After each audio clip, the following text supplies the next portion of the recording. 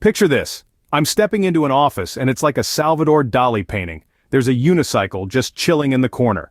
A collection of rubber ducks, not just one or two but a whole armada, is lined up on the desk like they're about to start a quack attack. And let's not forget the portrait of a cat dressed as Napoleon.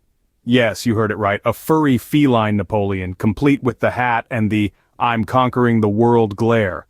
I'm thinking, did I walk into a job interview or a modern art exhibit?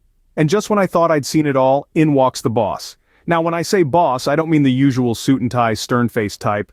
No, this guy's in a Hawaiian shirt, shorts, and flip-flops. He looked like he was about to hit the beach, not conduct a job interview. And here's the kicker. He introduces himself as Captain Fantastic. Now I've met some John Does and Jane Smiths in my time, but never a Captain Fantastic. I half expected him to pull out a superhero cape from his desk drawer. Then, without missing a beat, he starts the interview. But not with the usual, "Tell me about yourself," or "Where do you see yourself in 5 years?" No, this guy asks me if I could be any country in the world. Which one would I be? I'm sitting there wondering if I'd accidentally applied for a role in a geography-themed reality show instead of a job. So, there I was, suited up for what I thought would be the most normal job interview of my life. But instead, I found myself in an office that defied all norms, talking to a boss who might as well have been from another planet. I'm thinking, what kind of place is this? Is this an office or some alternate universe where rubber ducks rule the world, cats are French emperors, and bosses come dressed for a beach party? But hey, who am I to judge? After all, normal is boring, right? Then comes the first question. If you could be any country in the world, which one would you be? Now, I've been to a few job interviews in my time, but never has anyone asked me to channel my inner Atlas. I mean, what does this have to do with my proficiency in Excel spreadsheets? But hey, I'm game.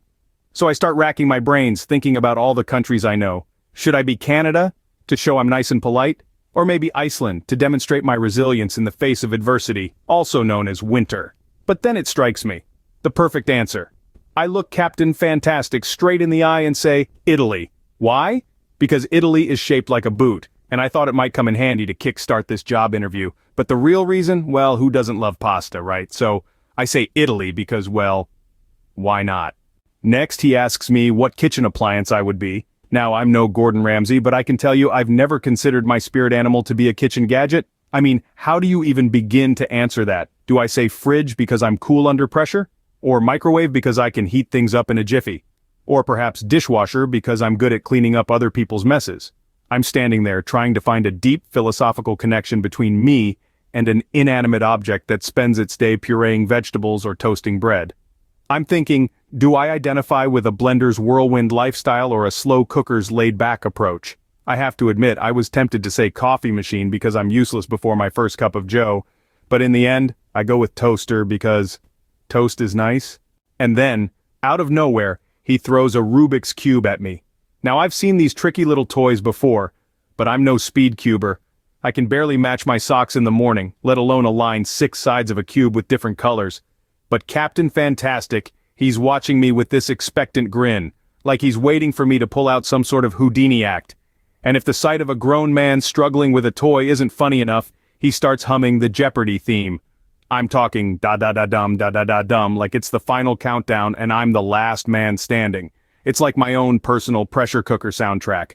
I'm twisting and turning this cube like I'm trying to crack a safe, but all I'm getting is a Picasso-esque mess of colors. 30 seconds fly by like a bat out of hell. I'm fumbling with this thing like a monkey with a math problem. He moves on to stress management. Now I'm thinking, alright, maybe he'll ask me about my yoga routine or how I meditate. But no, this isn't your run-of-the-mill stress question. Captain Fantastic, in all his Hawaiian-shirted glory, tosses me a pair of boxing gloves. I'm thinking, did I stumble into a fight club meeting? But then he points at a stuffed parrot perched on a shelf. I kid you not, the bird's wearing a tiny pair of boxing shorts. Alright, he says, show me your right hook, let's see how you fight stress. I'm there, boxing gloves on, lightly jabbing at this parrot like it's insulted my mother. I'm trying not to laugh, but it's like being in a budget remake of Rocky. Only Rocky's opponent is a plush bird, and the crowd is a bunch of rubber ducks. I don't know about stress management, but it was a knockout for comedy. I'm there, lightly jabbing at this parrot, feeling like I'm in a budget remake of Rocky. But the grand finale, he hands me a pen and says, "Sell this to me like a pirate." I'm looking at this pen and then at him, and I'm thinking, did he just... But hey, when life gives you lemons, you make lemonade, right? So when a man in flip-flops hands you a pen and asks you to sell it like a pirate, you channel your inner Johnny Depp, I guess? So I clear my throat, squint my eyes like I've been at sea for months, and in my best pirate voice I say, matey, feast your eyes on this beauty. This ain't your ordinary run-of-the-mill quill, nay, this be the finest writing instrument to ever grace the seven seas. I'm waving this pen around like it's Excalibur, and I'm King Arthur. I go on, with this in your hand ye can pen the most fearsome letters of adventure, or write your own legend. Why, it's mightier than the sword, this is. Captain Fantastic is sitting there, eyes wide, looking like he's just discovered a new species. I can tell he's impressed, so I decide to push it a little further.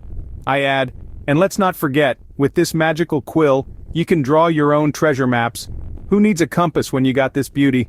By now I'm fully committed to the role. I'm swaggering around the room, waving the pen like a cutlass, and I finish with, "So, what say ye, Captain? Are you ready to rule the high seas of paperwork with this mighty pen?" Captain Fantastic is grinning from ear to ear. He takes the pen, gives it a good look, and then he looks at me and says, "Sold." And just like that, I've sold a pen to a man in a Hawaiian shirt and flip-flops in the middle of a job interview, pretending to be a pirate. I've never felt so ridiculous yet so alive. Then he starts asking me questions in pirate talk. I mean, I knew I should have paid more attention during those Pirates of the Caribbean marathons. He's grilling me with questions like, how would you handle a squabble over the last bottle of rum? And what's your strategy for outwitting the British Navy? I'm there, trying to recall every pirate movie I've ever seen. I start to sweat, thinking I'm about to walk the plank right out of this job opportunity. But then, I remember what my mom always said, when life throws you potatoes, make French fries and enjoy the salty moments. So I take a deep breath and start translating my resume into pirate. Well, you see, Captain, I once mediated a dispute over plunder allocation, the distribution of office supplies. I guess I made a convincing pirate because he gives me a nod and says, you got some salty sea dog in you, matey." "Now show me how you'd escape a deserted island," Captain Fantastic exclaimed, as he scattered a bunch of office supplies across the floor like a magician pulling rabbits out of a hat. He looked at me with an expectant grin, as if this was a totally normal request. The challenge was on. I was to create a raft out of paper clips, rubber bands, and a stapler. Who needs a degree when you've got paper clips, right? I was no maritime engineer, but I knew enough about office supplies to make it work. Sort of. I began to manipulate the paper clips into something vaguely resembling a raft. The rubber bands served as the world's tiniest life vests, and the stapler just sat there, looking as confused as I was. After a few minutes of intense crafting, I stepped back and examined my creation.